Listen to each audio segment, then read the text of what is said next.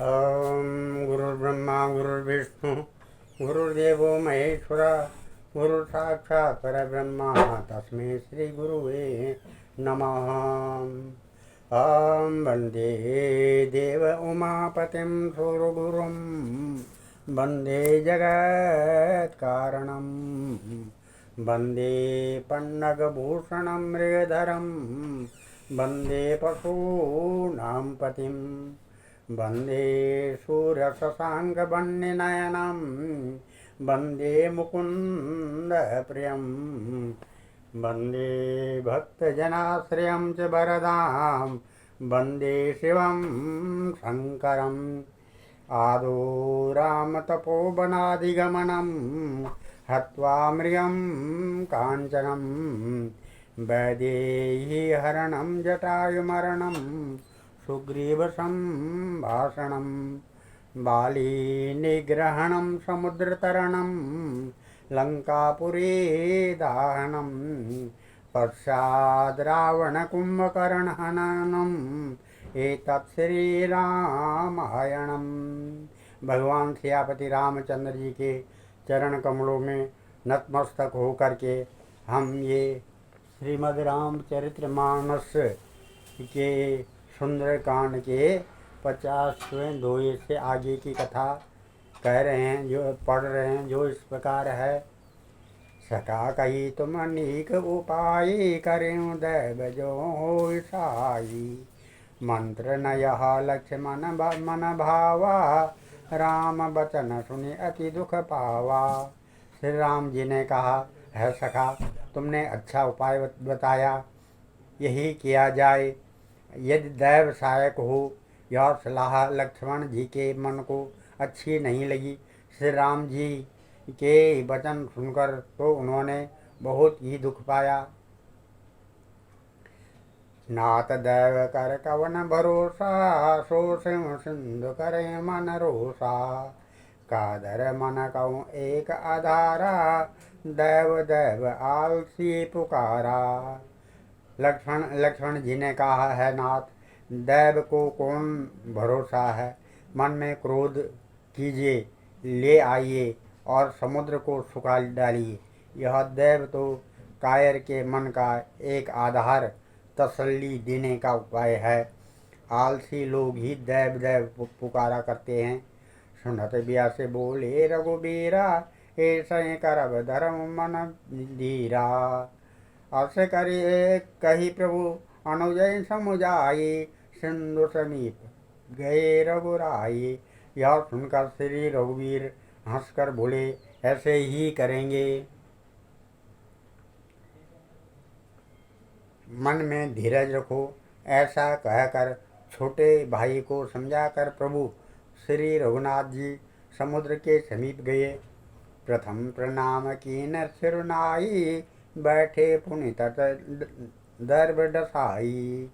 जब ही विभीषण प्रभु पै आए पाछे रावण दूत पठाए। उन्होंने पहले सिर नवाकर प्रणाम किया। भगवान राम ने सिर नवाकर प्रणाम किया, फिर किनारे पर कुश बिछाकर बैठ गए। इधर ज्यों ही विभीषण प्रभु के पास आए थे, त्यों ही रावण ने उनके पीछे दूत भेजे थे। सकल चरित तिन ते के देखे धरे कपाट कपिदेय प्रभु गुण हृदय सराई हैं शरणागत परनेय। कपट के बानर का शरीर धारण कर उन्होंने सब लीलाएं देखी। वे अपने हृदय में प्रभु के गुणों की ओर शरणागत उनके स्नेह की सराहना करने लगे। प्रकट बखाने राम सुबाहु अति सप्रेम गा बिसरी दुराहु। रिप के दूत कपिन तब जाने सकल बांध कपीस पै आने। फिर वे प्रकट रूप में भी अत्यंत प्रेम के साथ श्री राम जी के स्वभाव की बड़ाई करने लगे। उन्हें दुराव कपट भेष भूल गया। तब वानरों ने जाना कि ये शत्रु के दूत हैं और वे उन सबको बांध कर सुग्रीव के पास ले आए। कह सुग्रीव सुनो सब बानर अंग भंग करे पठवो निश्चर सुन सुग्रीव बचन कपिधाये, बांध कटक चौपास फिर आए। सुग्रीव ने कहा, सब वानरों सुनो, राक्षसों के अंग भंग करके भेज दो। सुग्रीव के वचन सुनकर वानर दौड़े। दूतों को बांधकर उन्होंने सेना के चारों ओर घुमाया। बहु प्रकार मारन कपिलागे, दीन पुकारत तदपि न त्यागे। जो हमार हरनाशा काना, तेल कौशलाधीश कै आना। वानर उन्हें बहुत तरह से मारने लगे। वे दीन होकर पुकारते थे, फिर भी वानरों ने उन्हें नहीं छोड़ा। तब दूतों ने पुकार कर कहा, जो हमारे नाक कान काटेगा उससे कौशलाधीश श्री राम जी की सौगंध है। सुन लक्ष्मण सब निकट बुलाए, दया लागे हंस तुरत छुड़ाए। रावण कर दीजऊँ यह पाती, लक्ष्मण वचन वाचकुल घाती। यह सुनकर लक्ष्मण जी ने सबको निकट बुलाया और उन्हें बड़ी दया लगी। इससे हंसकर उन्होंने राक्षसों को तुरंत छुड़ा दिया और उनसे कहा, रावण के हाथ में यह पत्र देना और कहना कि है कुलघातक लक्ष्मण के शब्दों में संदेश को बाँचना। कहूँ मुखागर मूढ़ सन, मम संदेश उदार। सीता देवी मिलऊ न तै, आवा काल तुम्हार सियावर राम जय जय राम। मेरे प्रभु राम जय जय राम। फिर उस मूर्ख से जवानी या मेरा लक्ष्मण जी कह रहे हैं कि फिर उस मूर्ख से जवानी या मेरा उदार कृपा भरा हुआ संदेश कहना कि सीता जी को देकर उनसे श्री राम जी से मिलो, नहीं तो तुम्हारा काल आ गया समझो। तुरत नाई लक्ष्मण पद माथा, चले दूत वर्णत गुण गाथा। कहत राम जसु लंका आए, रावण चरण शीश तिन नाये। लक्ष्मण जी के चरणों में मस्तक नवाकर श्री राम जी के गुणों की कथा वर्णन करते हुए दूत तुरंत ही चल दिए।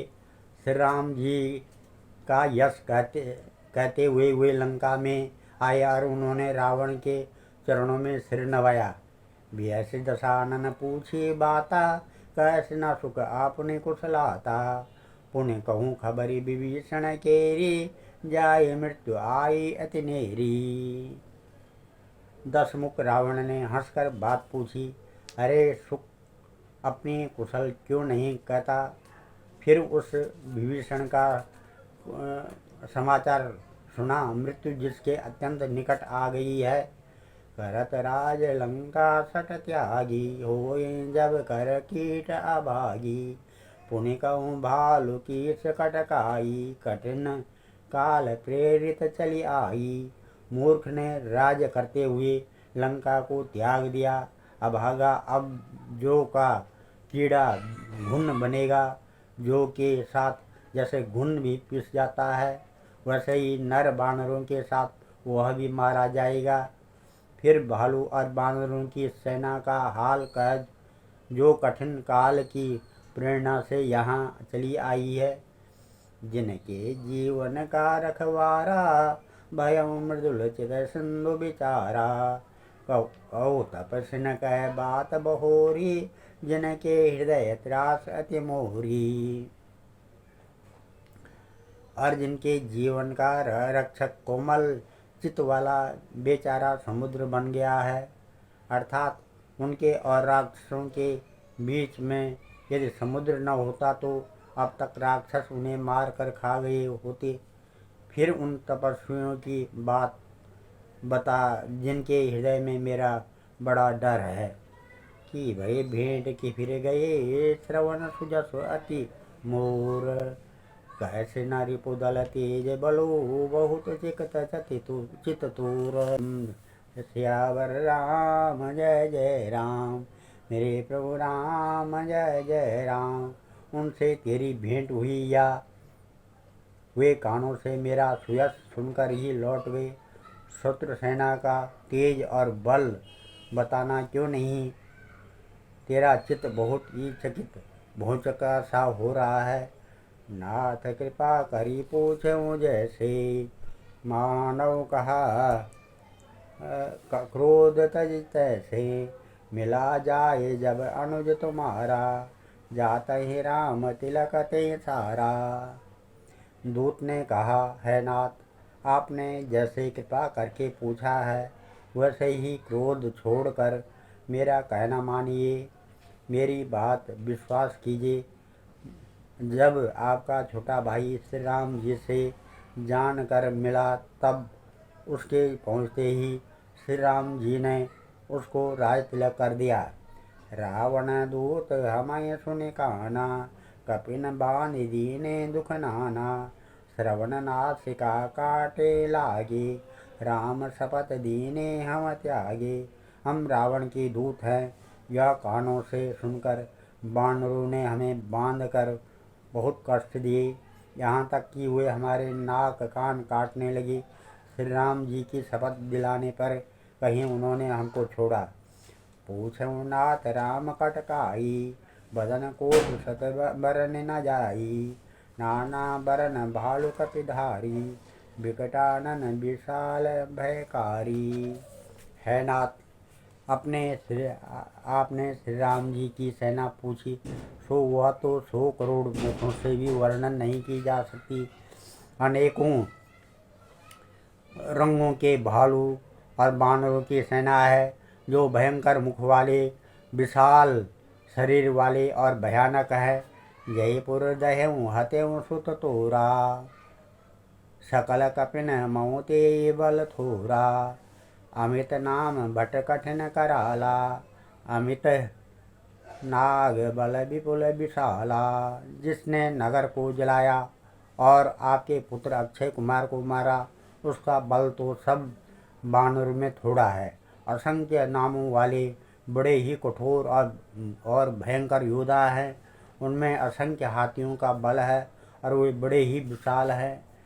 द्विविध मयंद नील नल अंगद गद विकटासी, दधि मुख के हरे निसट सट जामवंत बल राशि। सियावर राम जय जय राम, मेरे प्रभु राम जय जय राम। द्विविध मयंद नील नल अंगद गद विकटास दधिमुख केसरी निसट सट और जामवान, ये सभी बल की राशि है। हे कपिशव सुग्रीव समाना, इन सम कोटिन गणय कुनाना। राम कृपा अतुलित बल तिनहि, तृण समान त्रिलोक गणहि। ये सब बानर बल में सुग्रीव के समान हैं।